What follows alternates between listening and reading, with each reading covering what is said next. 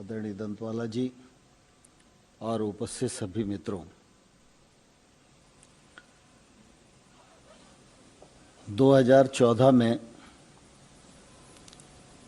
प्रधानमंत्री नरेंद्र मोदी जी अपने दायित्व को संभाले थे। तब से लेकर आज तक लगातार उनकी कोशिश है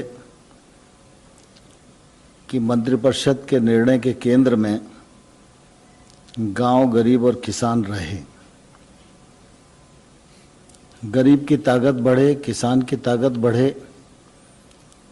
खेती मुनाफे में आए, किसान की समृद्धता हो, गांव में संपन्नता हो, जिससे कि देश हमारा आगे बढ़ सकने में सक्षम हो।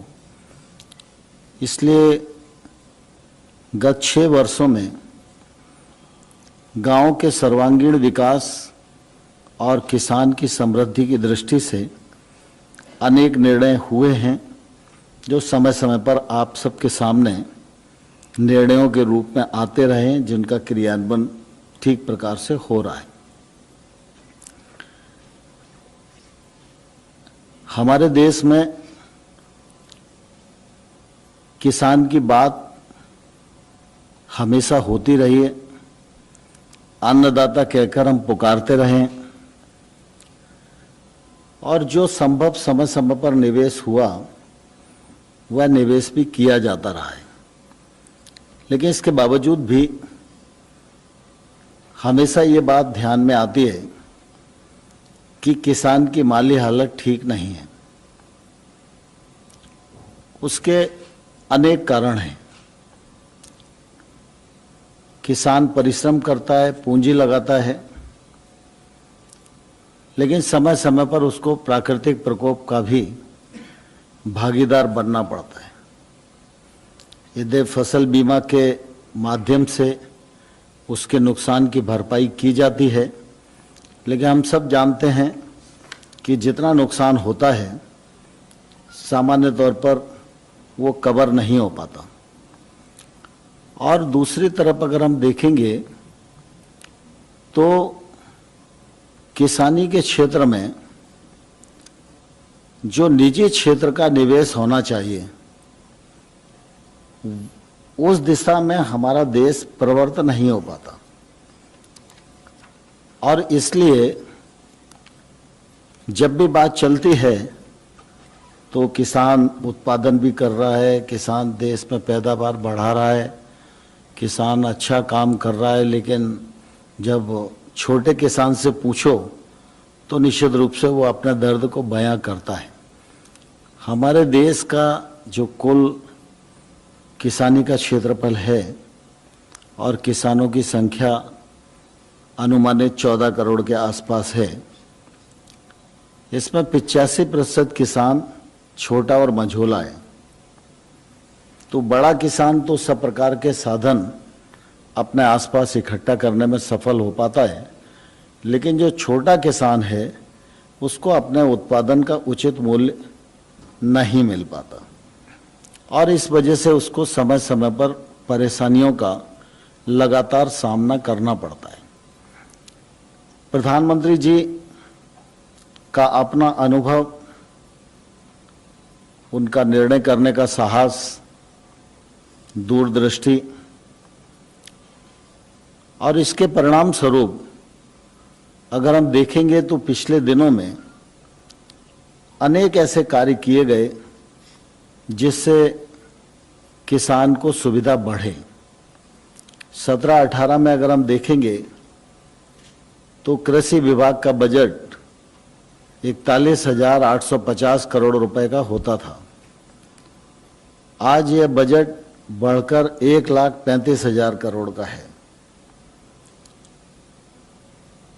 इतिहास इस बात का साक्षी है कि पीएम किसान सम्मान निधि योजना के माध्यम से एक मुश्त 75,000 करोड़ रुपए का बजटीय प्रावधान करके अभी तक 9 करोड़ 54 लाख किसानों को लगभग 71,000 करोड़ रुपया उनकी जेब में डालने का काम हुआ तो नरेंद्र मोदी जी के नेतृत्व में ही हुआ।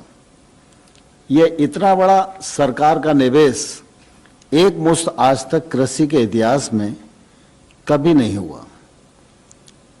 प्रधानमंत्री फसल बीमा योजना को परिमार्जित किया गया। गत 2 वर्षों में 13,000 करोड़ किसानों का प्रीमियम जमा हुआ, लेकिन उनके नुकसान की जो भरपाई है वो 64,000 करोड़ रुपया बीमा कंपनियों के माध्यम से की गई। जैविक खेती को बढ़ावा देने का सवाल हो या खेती को टेक्नोलॉजी से जोड़ने का सवाल हो, सूक्ष्म सिंचाई का सवाल हो, इन सब के लिए लगातार योजनाएं बनाई गई, उसमें फंडिंग बढ़ाई गई। टेक्नोलॉजी की जो मदद दी जानी चाहिए उसको देने का प्रयास किया जा रहा है और इन सब का लक्ष्य है कि 2022 तक किसान की आमदनी दोगुनी होना चाहिए, किसान को सामाजिक सुरक्षा मिले। इसके लिए किसान मानधन योजना लागू की गई। अभी केसीसी योजना के अंतर्गत किसान क्रेडिट कार्ड लगभग 6.5 करोड़ लोगों पर हैं। 2.5-3 करोड़ की संख्या भी ऐसी है जिनको किसान क्रेडिट कार्ड दिया जाना है। उसके लिए अभियान चलाकर जल्दी ही इस लक्ष्य को भी पूरा किया जाएगा और यह लक्ष्य पूरा होगा तो लगभग 2 लाख करोड़ रुपया किसानों के हाथ में पहुंचेगा। अभी केसीसी के माध्यम से 4 लाख करोड़ रुपया ऋण किसानों के पास है। पिछले दिनों आपको ध्यान होगा कि हम लोग अभी पिछले दिन जब प्रेस कॉन्फ्रेंस की थी तो 31 मार्च की जगह ब्याज सब्सिडी की डेट को 31 किया गया। इसका भी फायदा किसानों को मिलने वाला है। एफपीओ बने, कंपनी एक्ट में बने, कोऑपरेटिव एक्ट में बने, लेकिन समूह खेती शुरू हो जिससे किसान की क्रय करने की भी क्षमता बढ़े, उत्पादन करने की क्षमता भी बढ़े, लागत भी उसकी कम आए और वो अपने खेत में उत्पादकता बढ़ाने में भी सफल हो सके और सामूहिक रूप से वो अपने उत्पाद का विपणन कर सके। इसके लिए 10,000 नए एफपीओ बनाने का कार्यक्रम प्रारंभ किया है।